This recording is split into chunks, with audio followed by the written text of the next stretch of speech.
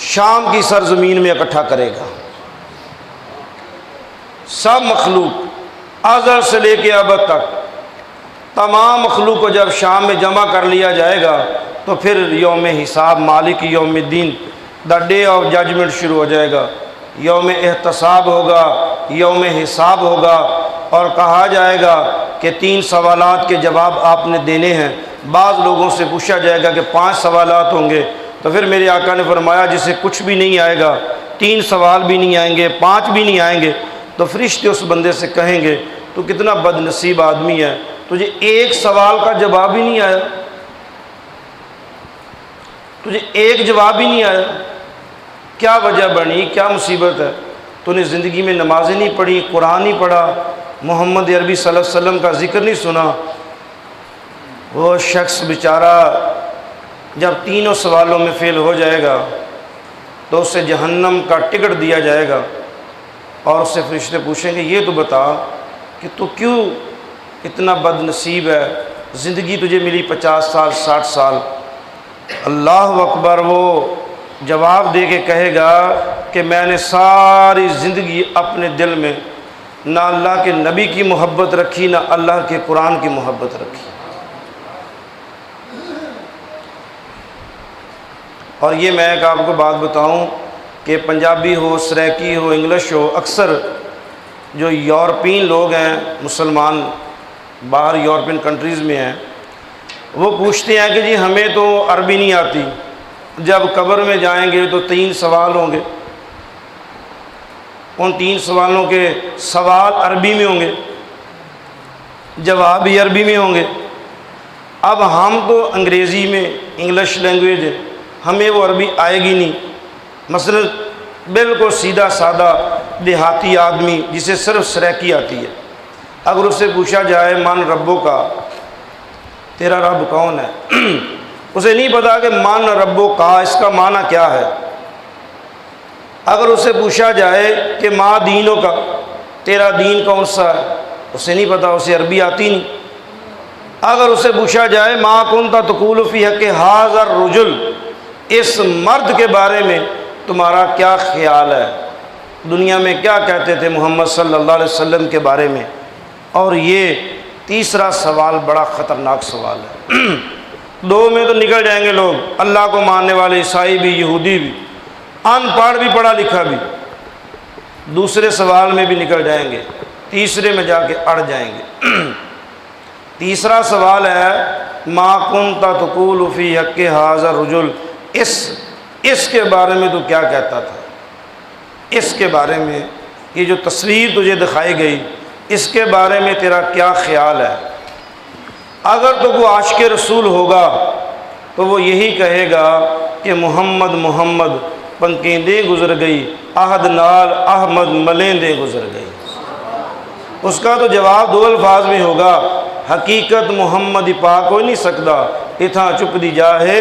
علا کوئی نہیں سکتا۔ در محمد نے محمد کو خدا کہہ دیا، خواجہ صاحب فرماتے نے در محمد نے محمد کو خود کہہ دیا تو مسلمان ہے دغاباز نہیں۔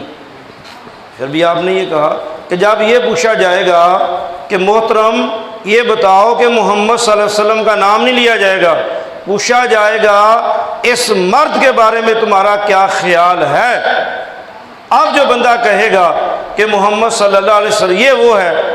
جسے پتہ ہی نہیں ہے، یہ وہ ہے جو حاضر بھی نہیں ناظر بھی نہیں، یہ وہ ہے جسے کسی چیز کا بھی نہیں پتہ نہیں، اب آپ خود بتائیں جس نے ساری زندگی محمد صلی اللہ علیہ وسلم میں عیب نکالے وہ قیامت کو کیا جواب دے گا؟ اب یہ سوال اسی صرف نام میں رکھا جانا کہ بتاؤ محمد صلی اللہ علیہ وسلم کے بارے میں دکھا کے اس مرد کے بارے میں کیا خیال ہے، یہ سوال ہے ہی عاشقوں کا، وگرنہ جو عاشق ہوگا وہ کیا کہے گا، اس صورت نو جان آکھاں کے جانے جہاں آکھاں، اس صورت نو جان آکھاں کے جانے جہان آکھاں، سچ آکھاں تے رب دی شان آکھاں، جس شان تھی سب شانہ بنیاں۔ مکھ بدر شاہ شانی ہے متھے چمک دی لاٹ نورانی ہے، کالی زلف تے اکھ مستانی ہے، مخمور اکھی ہیں مد بریاں۔ کتھے مہر علی کتھے تیری ثنا، کتھے مہر علی کتھے تیری ثنا، مشتاق اکھی کتھے جا اڑیاں، کتھے تو کجا من کجا۔ فارسی دا شاعر آخدا نا تو کجا من کجا، یا رسول اللہ آپ کہاں اور میں بدکار کہاں، کہاں آپ کی شان ورال ورا اور کہاں میری گندی زبان، میری زبان سے آپ کا نام لیا جائے، آپ کی شان بیان کی جائے، آپ کا نام خیر ذکر خیر کیا جائے، یا رسول اللہ آپ کو فرق نہیں پڑتا، آپ کی شان والا فان اللہ کا ذکر، آپ کی ہر شان اعلیٰ سے اعلیٰ۔ یا رسول اللہ یہ تو اللہ نے مجھے پسند کیا کہ جس طرح خواجہ خواجگان خواجہ ملت و دین خواجہ غلام محمد گھوٹوی رحمۃ اللہ تعالیٰ علیہ اسلامی یونیورسٹی کے پروفیسر لیکچرار اور شیخ الحدیث، آپ جب نے ایک آدمی سے مناظرہ کیا 14 دن تک وہ بندہ کتابیں حدیثیں ڈھونڈتا رہا، نبی پاک صلی اللہ علیہ وسلم کے علم پہ اعتراض کرنے کے لیے کہ محمد صلی اللہ علیہ وسلم کو علم غیب نہیں ہے۔ اور مولانا غلام محمد گھوٹوی رحمۃ اللہ علیہ گھوٹا ملتان کے ساتھ شجاع آباد کا گاؤں ہے گھوٹا، اور بہاولپور اسلامی یونیورسٹی کے وائس چانسلر گزرے۔ جب آپ کے مناظرے کا دن آیا تو آپ نے پوچھا کہ محترم مفتی صاحب علامہ صاحب آپ نے کتنے دن مناظرے کی تیاری کی؟ اس نے کہا جی میں نے 14 دن 10,000 کتابیں پڑھی،